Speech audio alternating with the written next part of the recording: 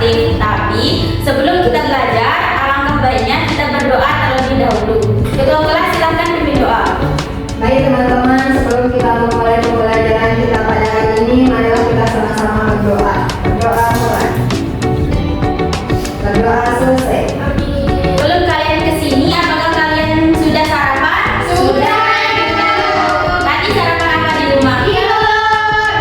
Nasi goreng. Bagus. Jadi sebelum ke sekolah itu, kalian harus sarapan terlebih dahulu supaya lebih semangat dalam belajar. Ya, Ibu.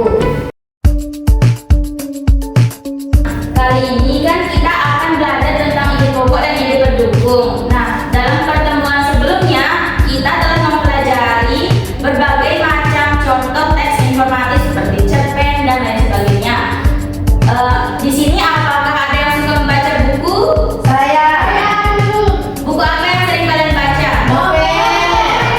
Bagus. Jadi ibu sangat bangga kepada kalian karena kalian suka membaca buku. Karena langsung saja ke materi. Yang pertama yaitu ada pengertian ide pokok. Jadi ide pokok merupakan masalah utama yang menjadi pokok bahasan dalam suatu paragraf. Ide pendukung ini biasa disebut juga dengan kalimat pendukung. Artinya kalimat pendukung tersebut merupakan kalimat yang memperjelas kalimat utama. Jenis paragraf itu dibagi menjadi 3. Yang pertama yaitu ada paragraf deduktif. Paragraf deduktif ini artinya kalimat utamanya itu berada di awal paragraf. Kemudian jenis paragraf yang kedua yaitu paragraf induktif. Yaitu paragraf deduktif induktif atau paragraf campuran. Itu kalimat utamanya terletak pada awal dan akhir paragraf. Untuk menemukan ide pokok pada suatu paragraf, kita harus mengikuti langkah-langkah sebagai berikut. Yang pertama yaitu kita harus membaca keseluruhan kalimat yang ada di paragraf itu dengan cermat. Kemudian, sekarang ada suatu contoh teks. Nah, ini kalimat utamanya terletak di awal atau akhir paragraf.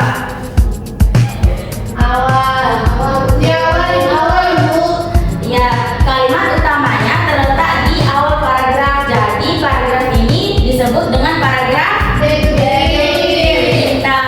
Nah, sekarang kita ke contoh yang kedua.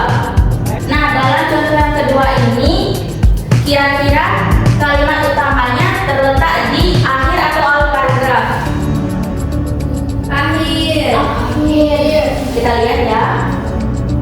Ya, jadi benar. Kalimat utama pada paragraf ini terletak di akhir paragraf sehingga paragraf ini disebut paragraf Induktif. benar. Dan terakhir, kalimat utamanya ada di mana? Awal paragraf. Kalimat utama pada paragraf ini terletak pada bagian awal dan akhir paragraf. Paragraf ini termasuk dengan paragraf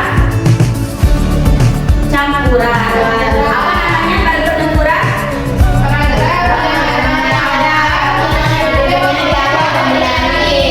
Ya, jadi paragraf ini juga biasanya disebut dengan paragraf deduktif, induktif atau paragraf campuran. Kalau ada yang ditanyakan anak-anak? Sudah paham semuanya?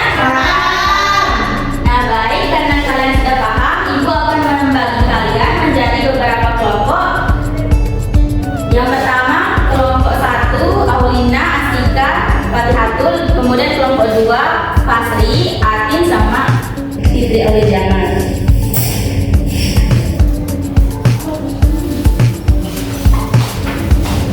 Baik anak-anak, sebelum kalian mengerjakan,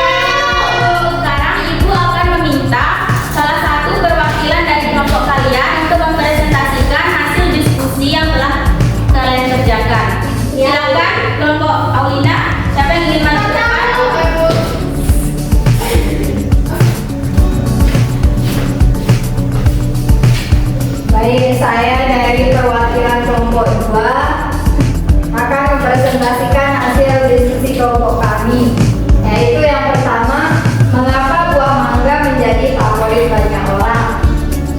Jawabannya yaitu rasanya yang manis dan segar membuatnya menjadi buah favorit banyak orang. Bagaimana? Apakah jawaban teman yang sudah benar? Berikan aplaus pada temannya. Silakan untuk kelompok yang selanjutnya untuk mempresentasikan hasil diskusinya. Semangat Pasri. Baik teman-teman. Jadi saya menjawab nomor 1 terlebih dahulu. Karena yang pertama rasanya yang manis dan segar itu membuatnya jadi buah favorit banyak orang. Yang ketiga ide pokok dan ide pendukung dari teks ini, yaitu menjaga kesehatan sangat penting untuk kehidupan yang baik. Bagaimana? Teman-teman, apakah jawaban pasti sudah benar? Berikan aplaus pada Pak. Baik anak-anak, apa kalian sudah mengerti cara untuk menentukan ide pokok dan ide pendukung pada suatu teks? Baik, karena kalian sudah mengerti, Ibu akan membagikan kalian soal yang untuk dikerjakan secara mandiri.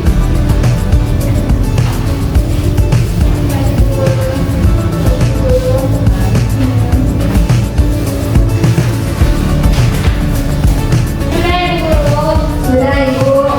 Sudah? Silakan dikumpulkan.